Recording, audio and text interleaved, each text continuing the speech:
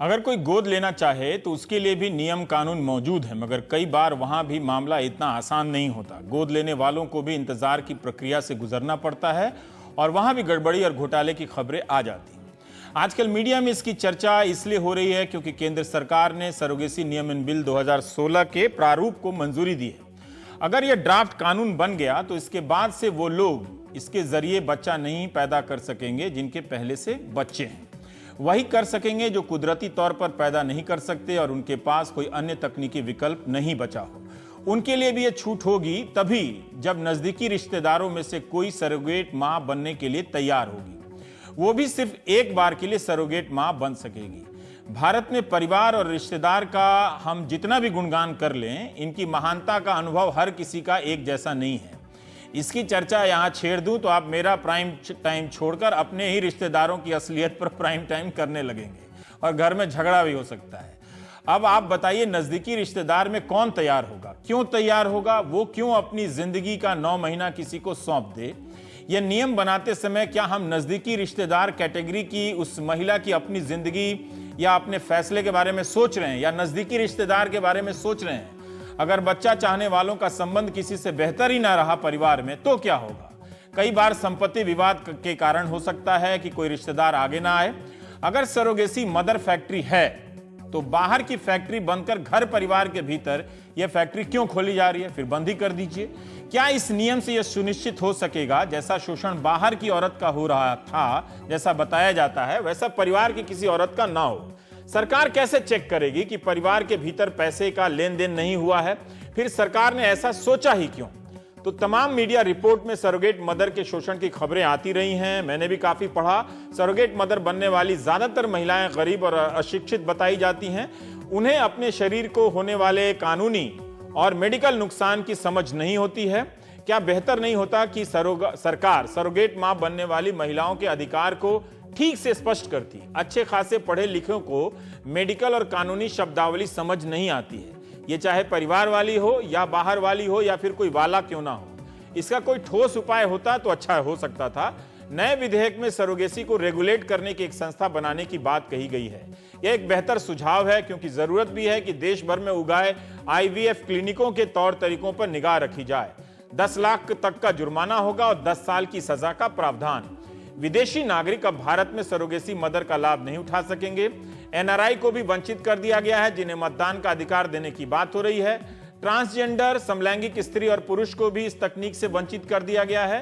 तलाकशुदा, अविवाहित, अकेले रहने वाले स्त्री पुरुष भी अब सरोगेसी से मां या पिता नहीं बन सकेंगे।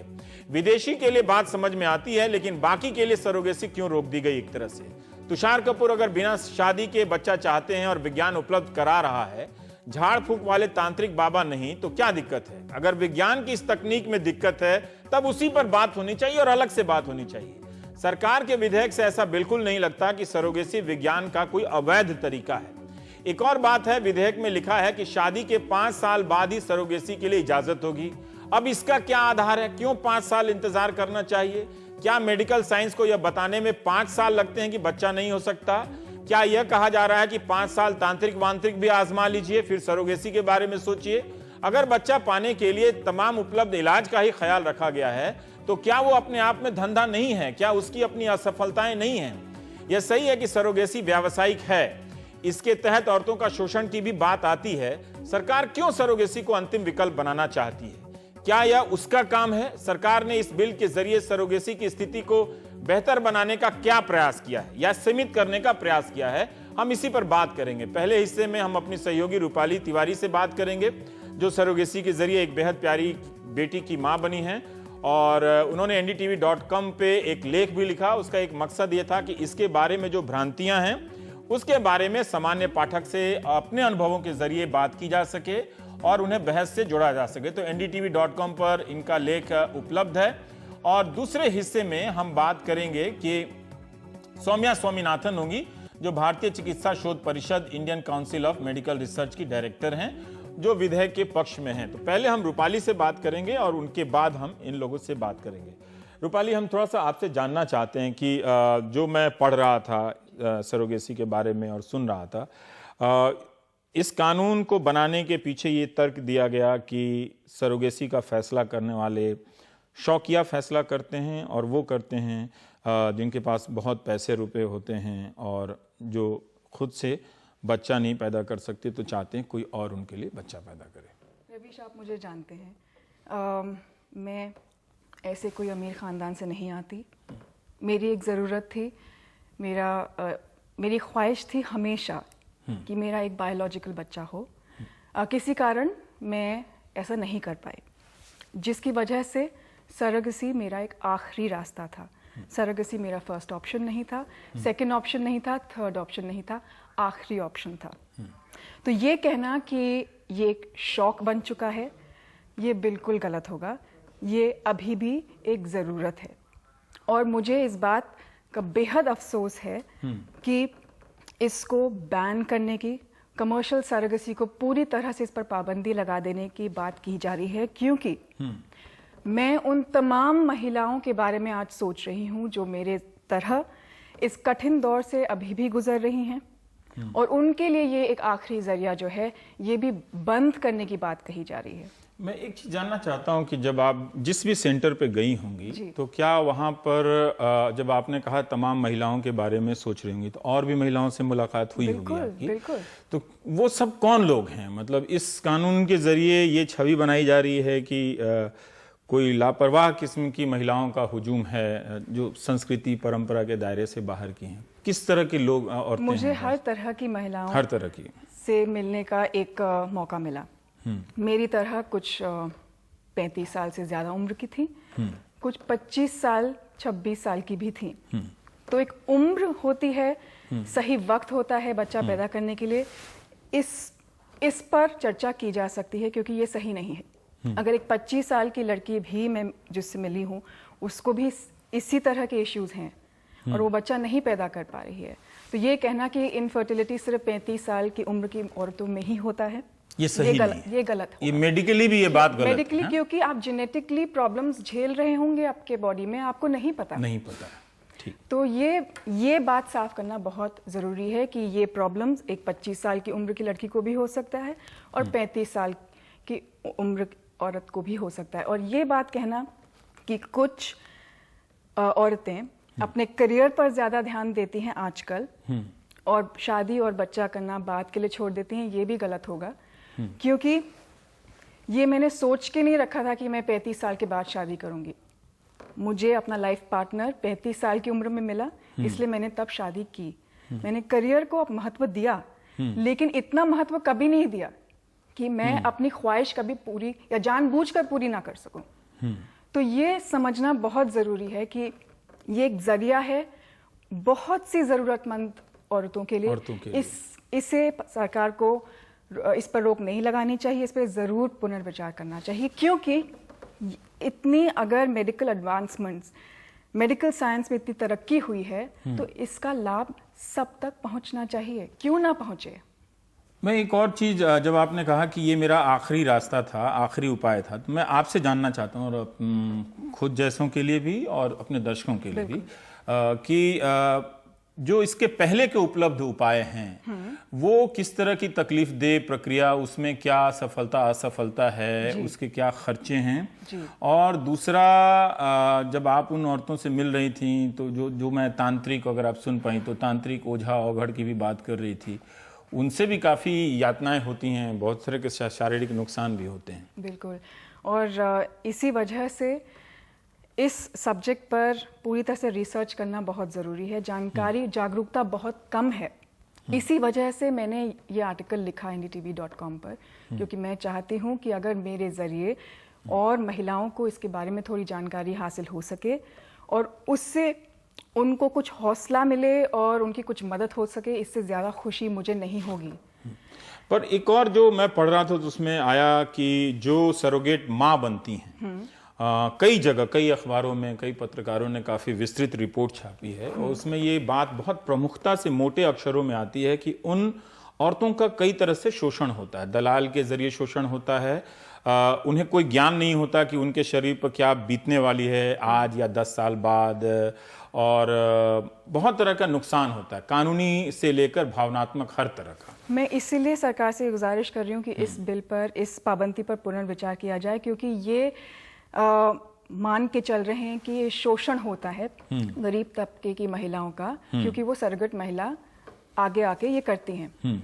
मैं इससे सहमत नहीं हूँ, क्योंकि जो मेरी सरगट थी वो उस पे कोई दबाव नहीं था सरगट बनने के लिए।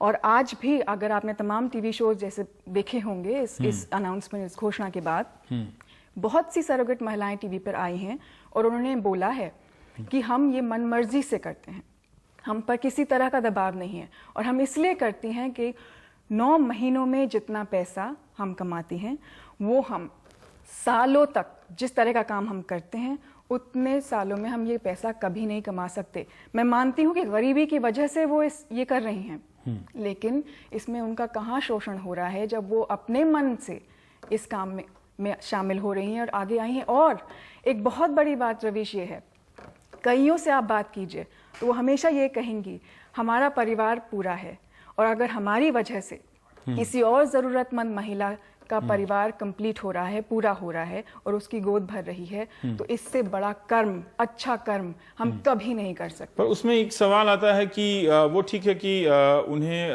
उस दौरान ज्यादा पैसा मिलता हो, पर कुछ लोगों ने उनके स्वास्थ्य का सवाल उठाया कि उनका भरण पोषण, अच्छा खाना, अच्छी दवाई नहीं मिलती होगी। इसका पूरा ख्याल रखा जाता है। मैंने जब सरोगेसी का ऑप्शन अख्तियार किया, मैंने, मेरे हस्बैंड ने, सरोगेट और सरोगेट के हस्बैंड ने एक बाकायदा एक कॉन्ट्रैक्ट तैयार किया जाता है, जो कि हमारे डॉक्टर हैं वो फैसिलिटेट करते हैं। कॉन्ट्रैक्ट्स पे दोनों परिवारों का साइन होता है, हम लोग पढ़ते हैं सब कुछ, सरोगेट को भी पूरा समझाया जाता है, उन्हें काउंसिल किया जाता है, हिंदी में भी समझाया जाता है, उनकी भाषा में बिल्कुल समझाया जाता है, और तभी उनके हस्ताक्षर लिए जाते हैं। अगर आप कह रहे हैं कि उनका शोषण हो रहा है, मुझे लगता है कि पाबंदी के बाद उनका शोषण होने की और संभावना है, क्योंकि किसी चीज पर अगर आप बैन करोगे या पाबंदी लगाओगे, वो अंडरग्राउंड चली जाएगी चीज, और शोषण होने का ज्यादा संभावना है। इस वक्त उनके राइट्स प्रोटेक्टेड हैं, क्योंकि कॉन्ट्रैक्ट्स हैं, सरोगेसी के कॉन्ट्रैक्ट्स होते हैं जो कमिश्निंग पेरेंट्स साइन करते हैं, और जो सरोगेट और उनके पति जो साइन ये ना करे उसको रेगुलेटरी बॉडी देखे कि वो ऐसा हो रहा है कि जहां ऐसा नहीं हो रहा है, जहां ये रेगुलेट इस तरह से नहीं किया जा रहा है, आप उस पर पाबंदी लगाइए। एक और मैं अपने दर्शकों के लिए जानना चाहूंगा कि क्या जो सरोगेट माँ होती है उससे आपकी मुलाकात होती है? हो सकती है अगर आप चाहें। कमिश्निंग पेरेंट्स पर निर्भर है। मैंने सोचा कि मैं ये जानना चाहूंगी कि कौन वो महिला है जो मेरे लिए इतना नेक काम कर रही है। तो मैंने अपने सरोगेट से मुलाकात की, लेकिन हर डॉक्टर का अपना एक प्रोटोकॉल होता है। उनका फर्ज होता है ये आपको समझाना एज कमिश्निंग पेरेंट्स कि हम ये आपको एडवाइस देते हैं कि आप ज्यादा ताल्लुकात ना रखें, क्योंकि ये एक ऐसा मामला है जिसमें हो सकता है इमोशनल बॉन्डिंग हो जाए। हालांकि नहीं होती है, क्योंकि सरोगेट को सब कुछ समझाया जाता है, लेकिन ज्यादा ताल्लुकात करने में ये हो सकता है कि बाद में आपको इमोशनली वो ब्लैकमेल करें या और ज्यादा पैसा लेने की कोशिश करें आपसे।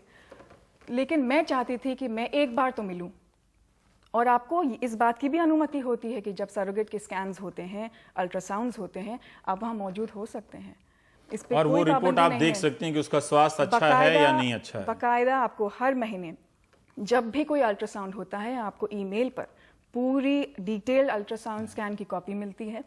बेबी किस तरह से ग्रो कर रहा है, उसका वजन, सब कुछ, सारे पैरामीटर्स दिए जाते हैं, जिससे अंदाजा लगाया जा सकता है कि सरोगेट अपनी देखभाल कर रही है ठीक से या नहीं। पर वो कई बार होता है कि ये सुनिश्चित, कई कहानियां मैंने पढ़ी कि जो पति हैं वो पैसा लेके गायब हो गए और वो महिला एजेंट बनती चली गई, और उस तरह से उस औरत को पैसे नहीं मिले। मतलब नहीं, मैं तो अपने एक्सपीरियंस से ही बात कर सकती हूँ रवीश, और जितने और लोगों से मैंने बातचीत की सरोगेसी का रुख अख्तियार करने से पहले, उनके साथ भी ऐसा नहीं हुआ। उनकी सरोगेट और मेरी सरोगेट भी खुश है, उनको बाकायदा पेमेंट दिया गया है, और उस पैसे से वो अपना घर बना रही है, हाउस लोन चुका रही है, और अपने बच्चों की अच्छी शिक्षा को प्रदान कर रही है। एक सवाल मैं जानना चाहता हूं कि जो इसमें ड्राफ्ट में जो सुझाव दिया गया है कि अब सरोगेट मदर नजदीक की कोई रिश्तेदार, अल्ट्रुइस्टिक सरोगेसी, जी, इस पे आप ये बेहतर सुझाव नहीं है सरकार की तरफ से कि इसका कमर्शियल इस्तेमाल बंद हो जाए? नहीं, मुझे ये मेरी निजी ओपिनियन है कि अल्ट्रुइस्टिक सरोगेसी आज के ज़माने में एक फीजिबल और रियलिस्टिक ऑप्शन नहीं है। वो इसलिए क्योंकि सरोगेसी आज के दिन एक ऐसा सब्जेक्ट है, ऐसा विषय है जिसके बारे में आज तक घरों में खुलकर बातचीत नहीं होती। मैं बहुत से लोगों को जानती हूँ जो अपना बच्चा नहीं कर पा रहे हैं, लेकिन वो सरोगेसी का रुख नहीं करेंगे क्योंकि उनकी फैमिलीज, उनके परिवार इस बात की अनुमति नहीं देंगे। तो जब इस बात पे आप चर्चा ही नहीं कर सकते तो अल्ट्रुइस्टिक सरोगेसी आपके नज़दीकी जो रिश्तेदार हैं वो आप उनसे पूछोगे कि आप हमारे लिए सरोगेट बन जाएं? क्या कोई बहन या कोई भाभी आपके लिए ऐसा करेगी, या फिर आप क्या पूछ सकते हैं? और दूसरी बहुत बड़ी बात यह है रवीश, जिस पर ध्यान नहीं दिया जा रहा है, कि अगर मान लीजिए मैंने अपनी बहन या भाभी से पूछा भी होता कि आप मेरे लिए सरोगेट बनेंगे, और अगर वो बन भी जाती, तो मेरा बच्चा पैदा होने के बाद जब इस उम्र तक पहुँचे कि जब उसको सब चीज़ों की समझ हो, तो वो क्या समझे कि ये उसकी मौसी है या इसकी बायोलॉजिकल माँ है। मैं उसको कैसे समझाऊंगी कि इस महिला ने आपको 9 महीने पेट में रखा, लेकिन मैं बायोलॉजिकल माँ हूँ आपकी, क्योंकि मेरा एग और मेरे आपके फादर का जो स्पर्म है वो लिया गया, लेकिन ट्रांसफ़र एक किसी तीसरी महिला के वूम में किया गया। ये एक बहुत पेचीदा एरिया है, इतना आसान नहीं है, बहुत कॉम्प्लेक्स इश्यू है। इससे बच्चे को भी कॉम्प्लेक्स हो सकता है, ये मेरा मानना है। और कोई नजदीक का रिश्तेदार होगा, मेरे ख्याल से कानून में वही होगा जो विवाहित होगा, तो विवाहित में उसकी कोई भी भाभी या बहन हो, उसकी जिंदगी पे या उसकी अपनी जिंदगी, उसका अपना दायरा हो जाता है, वो परिवार से। रवीश, आप मुझे एक चीज बताइए कि अगर मैं अल्ट्रुइस्टिक सरोगेसी के लिए जाती हूँ, अगर मैंने 40 साल की उम्र में शादी की है, आप मुझे बोलेंगे कि आप 5 साल तक नहीं कर सकते, क्योंकि इसमें भी आपने कंडीशन लगा दी है कि you have to be legally wedded, needy infertile couple for 5 years you have to be married.